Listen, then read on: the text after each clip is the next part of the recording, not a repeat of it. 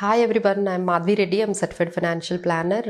So ఈ programme మనము mutual funds గురించి చేస్తున్నామండి. ఇప్పటికే చాలామందికి మ్యూచువల్ ఫండ్స్ గురించి మినిమం కొంత నాలెడ్జ్ ఉంది, కానీ ఎక్కువ కన్ఫ్యూజన్ అండ్ అంటే వాళ్ళకి అంటే క్లారిటీ అనేది కొన్ని విషయాల్లో ఇంకా డౌట్స్ అనేవి ఉండిపోయండి. సో దాని గురించి నేను ఇప్పుడు ఆ పర్టికులర్ పాయింట్స్ దగ్గర మీకు ఎక్కడైతే ఆ డౌట్స్ కానీ లేకపోతే కన్ఫ్యూజన్ ఉంటుందో ఆ పాయింట్స్ మీదే నేను ఈరోజు ఎక్స్ప్లెయిన్ చేస్తాను. సో యాక్చువల్లీ మ్యూచువల్ ఫండ్స్ అంటే నథింగ్ బట్ అండి, మీరేంటంటే మీరు ఇచ్చిన అమౌంట్ మ్యూచువల్ ఫండ్ ఎక్స్పర్ట్స్ ఎవరైతే మ్యూచువల్ ఫండ్ మేనేజర్స్ ఉంటారో వాళ్ళు మీ మనీని బిహాఫ్ ఆఫ్ యూ వాళ్ళు మేనేజ్ చేస్తూ ఉంటారు. సో దిస్ ఇస్ సింపుల్ అనమాట. అంటే మనమే చేసుకోలేమా అంటే అంటే అంత మనీ కూడా కావాలి, అంత టైం ఉండాలి, అంత ఎక్స్పీరియన్స్ ఉండాలి. సో ఇవన్నీ లేవు కాబట్టి మనం ఏం చేస్తున్నాము, మీ మనీని ఒక మ్యూచువల్ ఫండ్ కంపెనీకి ఇస్తున్నాము. సో దట్ వాళ్ళకున్న ఎక్స్పీరియన్స్తో మీ పూలింగ్ ఆఫ్ మనీ అంటే మీతో పాటు మిగతా ఎంత అమౌంట్ని కలిపి వాళ్ళు ఇన్వెస్ట్ చేస్తారు కాబట్టి so that will more convenient. So మీకు ఎక్స్పీరియన్స్ ఉన్నా లేకపోయినా, మీకు టైం ఉన్నా లేకపోయినా, మీకు వాటి గురించి నాలెడ్జ్ ఉన్నా లేకపోయినా, your fund manager will take care of everything. So this is so simple about mutual fund. So now I will go for one by one, అంటే దాని మీద ఉన్న కన్ఫ్యూజన్స్ని ఒక్కొక్కటి క్లారిఫై చేయడానికి ట్రై చేస్తాను. ఫస్ట్ అందరూ ఏమనుకుంటారంటే who can invest in mutual funds, అంటే ఓన్లీ ఎక్స్పర్ట్ నాలెడ్జ్ ఉన్న వాళ్ళు మాత్రమే మ్యూచువల్ ఫండ్స్లో చేయాలి, అసలు నాలెడ్జ్ లేని వాళ్ళు మ్యూచువల్ ఫండ్స్లో అసలు ఇన్వెస్ట్ చేయకూడదు అని చాలామంది అనుకుంటారండి. That is very much wrong.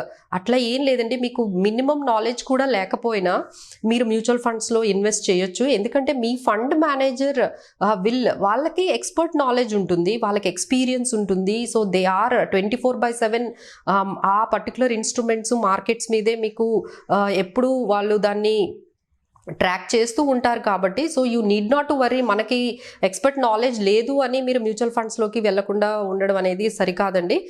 You can go with an advisor, మా ద్వారా కానీ లేకపోతే ఎవరైనా ఫైనాన్షియల్ అడ్వైజర్ ద్వారా మీరు మీకు నాలెడ్జ్ జీరో నాలెడ్జ్ ఉన్నా సరే మీరు మ్యూచువల్ ఫండ్స్లో మంచి అడ్వైజర్ ద్వారా వెళ్తే అసలు ఏం భయం లేదండి, you can invest. That is first clarity. Second clarity ఏంటంటే ఈ డైరెక్ట్ ఇన్వెస్ట్మెంట్కి మ్యూచువల్ ఫండ్స్కి డిఫరెన్స్ ఏంటి అంటే డైరెక్ట్గా డీమ్యాట్ అకౌంట్ ఓపెన్ చేసి మనము స్టాక్ మార్కెట్లో పెడుతూ ఉంటారు. బట్ మ్యూచువల్ ఫండ్స్లో మనకి ఆ డిఫరెన్స్ ఏంటంటే ఇందులో స్టాక్ మార్కెట్లోనే కాకుండా డెట్ ఇన్స్ట్రుమెంట్స్లో కూడా పెట్టుకునే అవకాశం మ్యూచువల్ ఫండ్స్ ద్వారా ఉంటుంది. అంటే మనం ఈక్విటీస్లో అయితే షేర్స్ మాత్రమే కొంటాం, కానీ మ్యూచువల్ ఫండ్స్లో డెట్ డిబెంచర్స్, బాండ్స్, ఈక్విటీస్ ఇలా అన్ని గోల్డ్ కూడా కొనే అవకాశం మ్యూచువల్ ఫండ్స్లో ఉంటుందండి. That is the difference mainly. అంటే మీరు డీమ్యాట్ అకౌంట్ ఓపెన్ చేసి కొనుక్కొని మీరు మేనేజ్ చేయడానికి పోర్ట్ఫోలియో ఒక మ్యూచువల్ ఫండ్స్ ద్వారా మేనేజ్ చేయడానికి డిఫరెన్స్ ఏంటంటే mutual fund invest more than స్టాక్సే కాకుండా debt instruments, gold, debentures, bonds, ఇలా గవర్నమెంట్ సెక్యూరిటీస్, ఇలా చాలా వైడ్ వెరైటీ ఆఫ్ మీకు ఫ్లెక్సిబిలిటీ అనేది మ్యూచువల్ ఫండ్స్ ద్వారా మీకు వస్తుంది. వేరాజ్ డైరెక్ట్గా పెడితే మీరు ఓన్లీ స్టాక్స్ మాత్రం ఇన్వెస్ట్ చేసుకోగలుగుతారు. సెకండ్ వన్ ఏంటంటే హౌ మచ్ టు ఇన్వెస్ట్. చాలామంది ఏమనుకుంటారంటే మ్యూచువల్ ఫండ్స్లో పెట్టాలంటే చాలా అమౌంట్ కావాలి అని అనుకుంటారండి. That is very wrong.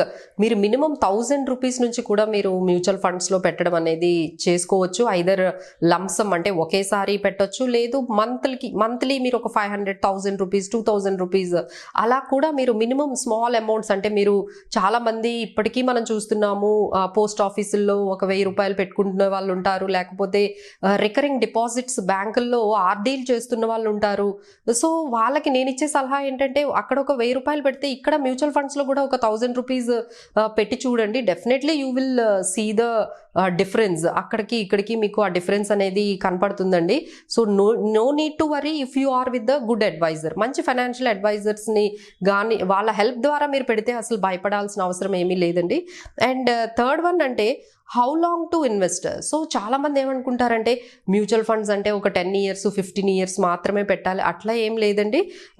అంటే స్కీమ్స్ అంటే మీరు లాంగ్ టర్మ్గా పెట్టాలి అనుకుంటే ఈక్విటీ స్కీమ్స్ సెలెక్ట్ చేస్తాము. లేదు మీరు 3 years నేను పెట్టాలనుకుంటున్నాను, 5 years పెట్టాలి అనుకుంటుంటే మనకి బ్యాలెన్స్డ్ స్కీమ్స్ ఉంటాయి, డెట్ స్కీమ్స్ ఉంటాయి, మనీ మార్కెట్ స్కీమ్స్ ఉంటాయి. So it's very flexible. మీరు తీసుకునే టైంని బట్టి స్కీమ్ మారిపోతూ ఉంటుంది. సో మీరు లాంగ్ టర్మ్ తీసుకుంటే ఈక్విటీ స్కీమ్ తీసుకోవచ్చు, మీడియం అంటే బ్యాలెన్స్డ్ ఫండ్స్ తీసుకోవచ్చు, యావరేజ్గా టైం అంటే ఒక 3 to 5 years మధ్యలో అంటే డెట్ స్కీమ్స్ తీసుకోవచ్చు. ఇంకా 1 year నుంచి 3 years మాత్రమే మీరు పెట్టుకోవాలి అంటే లిక్విడ్ ఫండ్స్లో కూడా పెట్టుకోవచ్చు. సో ఇట్ ఆల్ మిత్ అండి. అంటే ఓన్లీ లాంగ్ టర్మ్ వాళ్ళే మ్యూచువల్ ఫండ్స్లోకి రావాలి అనేది ఏం లేదు. Here there are n number of flexible schemes are available. And last one ఏంటంటే లైక్ అంటే ఎన్ని స్కీమ్స్లో పెడితే మంచిది అంటే దెర్ ఆర్ డిఫరెంట్ స్కీమ్స్ ఉంటాయి. అంటే మనకి ఈక్విటీలో నేను ఎగ్జాంపుల్ చెప్తున్నాను. ఈక్విటీలోనే తీసుకుంటే మీకు large cap fund, mid cap fund, multi cap fund, small cap fund, ఇలా మనకి చాలా వైడ్ వెరైటీ ఉంటాయి. సో చాలామంది మ్యూచువల్ ఫండ్స్లో పెడితే ఏం చేస్తారంటే ఒక 10,000 రూపీస్ ఎస్ఐపి చేస్తే ఓ 10 స్కీమ్స్లో పెడితే మంచిదేమో అని అనుకుంటారండి. That is really not true. మరీ ఎక్కువ స్కీమ్స్ కూడా, ఎక్కువ డైవర్సిఫికేషన్ కూడా అవసరం లేదు.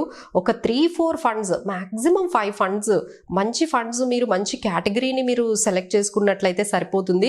సో మోర్ ఫండ్స్ ఉంటే more diversification, more risk management అని జరుగుతుంది అనేది అది రాంగ్ అండి. So you can limit to minimum 5 to 5 years అంటే 5 స్కీమ్స్ నుంచి 5 స్కీమ్స్ వరకు మీరు రెస్ట్రిక్ట్ చేసుకుంటే ఇంకా బాగా ఫండ్స్ అనేవి పెర్ఫార్మెన్స్ అనేది చేస్తారు.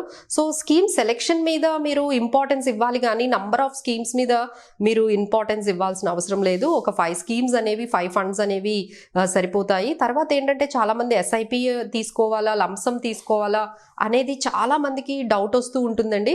So SIP is always better అనే మేము చెప్తాము. బట్ మీ దగ్గర ఒక లంసమ్ అమౌంట్ ఉందనుకోండి, ఒక 2 lakhs లేకపోతే 10 lakhs ఉంటే దానికి ఎస్టీపీ అనే ఆప్షన్ ఉంటుందండి. అంటే సిస్టమాటిక్ ట్రాన్స్ఫర్ ప్లాన్. ఈ ఏదైతే మీ దగ్గర ఈ 5 lakhs ఉన్నాయో ఒకేసారి మార్కెట్లో పెట్టకుండా దాన్ని ఒక లిక్విడ్ స్కీమ్లో పెట్టి అందులో నుండి ఎవ్రీ మంత్ వేరే స్కీమ్కి ట్రాన్స్ఫర్ అయినట్టుగా మనం పెట్టుకోవచ్చు. అంటే ఈ 10 lakhsని మనము ఒక 10 years వరకు కూడా మీరు రన్ చేస్తూ ఉండొచ్చు ఎస్ఐపి లాగా.